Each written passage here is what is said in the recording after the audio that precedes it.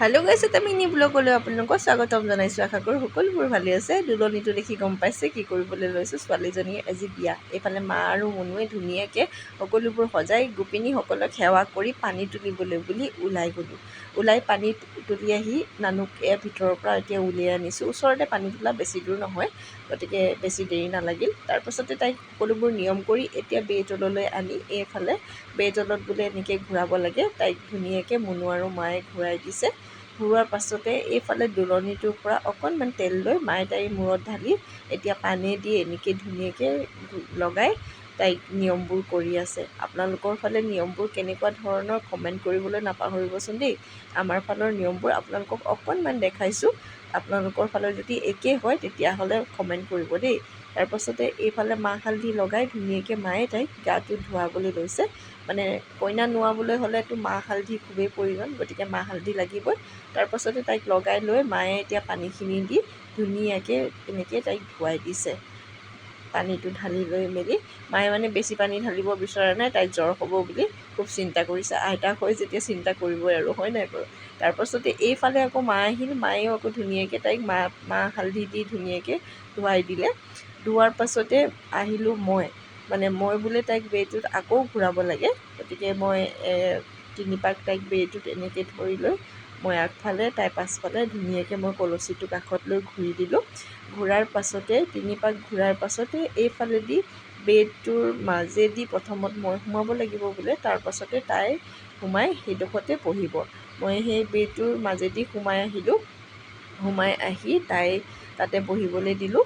তাৰপাছতে ধুনীয়াকৈ তাইক গাটো ধুৱাই মেলি আজৰি কৰি দিলোঁ। তাৰপাছতে এইফালে আমাৰ মুনুৱে এতিয়া ধুনীয়াকৈ তাইক কাপোৰ পিন্ধাই আছে। কাপোৰ পিন্ধাই হৈ গ'ল। এতিয়া এইফালে আমাৰ কইনা ৰেডি হৈ গ'ল। এয়া দেখিছেনে ধুনীয়াকৈ।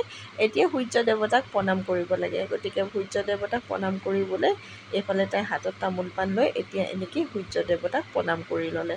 সূৰ্য দেৱতাক প্ৰণাম কৰাৰ পাছতে এইফালে কলপুলি এটা ৰুই থৈ দিয়া আছে। আমাৰ অসমীয়া মানুহবিলাকে কয় যে বিয়াৰ দিনাখন বোলে কলপুলিটোৱে কইনাজনীৰ বাবে দৰা হয়, গতিকে সেই দৰাজনৰ বাবে এয়া তামোল পাণ আৰু আখৈ ধুনীয়াকৈ সজাই লৈ এতিয়া এইফালে আমাৰ নানুৱে কলপুলিটোক ধুনীয়াকৈ সেৱা জনাইছে। সেৱা জনাই এই তামোল পাণ আৰু কলপুলিবোৰ তেওঁ চৰণত দিব লাগে বোলে। গতিকে নানুৱে সেৱা কৰি লৈ এই তামোল পাণ আৰু ধুনীয়াকৈ কলপুলিটো চৰণত এয়া দি দিলে। দেখিছেনে, আমাৰ অসমীয়া মানুহবোৰৰ বোলে কলপুলিটোৱে বোলে সেইদিনাখন দৰা হয়। তাৰপাছতে এওঁলোকে এয়া চাউল দিছে মূৰত চেলেং এখন দি। তাৰপাছতে মুনুৱে তাইক ধুনীয়াকৈ বুকুচাত লৈ আহিলে। আহি ইয়াতে বহালে। বহাই মেলি তাই ধুনীয়াকৈ চুলি তুলিবোৰ এতিয়া পনিয়াই দিছে। পনিওৱাৰ পাছতে তাই ৰেডি হৈ যোৱাৰ পাছতে আইতাকে এতিয়া এইফালে চব কইনাক কোলাত লৈছে। দেখিছেনে, কেঁচুৱা নচুৱাবলৈ লৈছে আইতাকে। আইতাকৰ নচুৱাৰ পাছতে ধুনীয়াকৈ মানে হৈ গ'ল। হোৱাৰ পাছতে এইফালে আহি গ'ল আমাৰ এইগৰাকী আপা, দেউতাৰ বায়েক দেই। তাৰপাছত আপাগৰাকীও ধুনীয়াকৈ এয়া চব কেঁচুৱা নচুৱাইছে, নচুৱাই তাইক দিছে তেনেকৈ। তাৰপাছতে এয়া হৈ গ'ল আমাৰ ডেইজী, মানে পেহীয়েক হৈছে দেই। এয়া হৈ গ'ল আমাৰ খুৰাৰ ছোৱালী। তাৰপাছতে এয়া আহিল আমাৰ বৰমা। পিছে আমাৰ পেহীয়েক আৰু খুৰীয়েকক দেখিছে, চবকে পিঠা লগাবলৈ ৰৈ আছে দুয়োগৰাকীয়ে।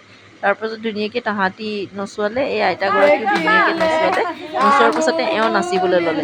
এনেই বুঢ়ী নাচনী, তাতে নাতিনীয়েকৰ বিয়া, গতিকে নানাচি কেনেকৈ থাকে, দুপাকমান নাচিবলৈ ল'লে।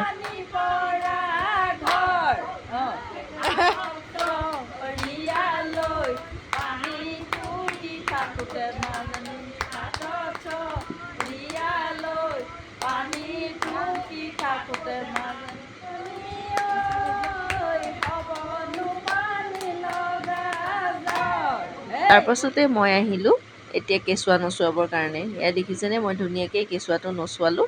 নচুৱাৰ পাছত বোলে এনেকৈ চুমা খাব লাগে, তাৰপাছত তাইক দি দিব লাগে। তাৰপাছত তাইক দি দিলোঁ। আৰু আমাৰ পেহীয়ে দেখিছেনে, গোটেই মানুহজনী পিঠা কৰি পেলালে। গোটেই চবফালে পিঠা লগাই আছে পেহীয়ে। আৰু এইফালে বৰমাই ধুনীয়াকৈ পাছফালৰ পৰা পানী ঢালি আছে। এয়া দেখিছেনে, কেনেকুৱা ধুনীয়াকৈ সকলোবোৰ নিয়মবোৰ কৰিছে। এইবোৰ নিয়মত পৰে যেতিয়া কৰিবই লাগিব। তাৰপিছতে কিবা এটা দি এতিয়া এয়া চব এই পাতখনেদি ধুনীয়াকৈ তাইৰ পানীখিনি বোলে কলচীৰ ভিতৰৰ পৰা অকণমান লগাই তাইৰ মূৰত ছটিয়াই দিব লাগে।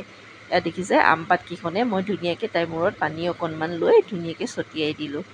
ছটিওৱাৰ পাছতে নিয়মবোৰতো সকলোবোৰ কৰিবই লাগিব। গতিকে আইতাহঁতে সকলোবোৰে শিকাই দিছে, বৰমাহঁতে ওচৰতে। তাৰপাছতে এই দোলনিটো লৈ বোলে তাই এনেকৈ 3 পাকমান ঘূৰাব লাগে। সেইটো মই নাজানো দিয়ক, বৰমাক শিকাই দিবলৈ বুলি কৈছোঁ। গতিকে বৰমাই ধুনীয়াকৈ কোনটো কেনেবাকৈ উল্টা পাকৰ পৰাও ঘূৰাই দিব পাৰোঁ নহয়, হয় নাই? গতিকে নজনাটো শিকি লোৱাটো ভাল। গতিকে বৰমাৰ পৰা শিকি ল'লোঁ, শিকি লৈ তাইক দোলনিটো লৈ ধুনীয়াকৈ ঘূৰাই ল'লোঁ। পিছে মই আজি বিয়াৰ আপোনাৰ গা ধোৱাৰ পৰা মানে পানী তুলিবলৈ যোৱাৰ পৰা সেইখিনি ভিডিঅ'হে দিলোঁ। ৰিচিপশ্যনৰ ভিডিঅ' পিছে পাছত দি আছোঁ আপোনালোকক। ভিডিঅ'টো যদি ভাল লাগিলে কমেণ্ট আৰু শ্বেয়াৰ কৰিবলৈ নাপাহৰিব। আপোনালোকৰ ফালে নিয়মবোৰ কেনেকুৱা হয় জনাবলৈ নাপাহৰিব। আজিলৈ মানে আকৌ এটা নিউ ব্লগৰ সৈতে লগ পাম। Have a nice day.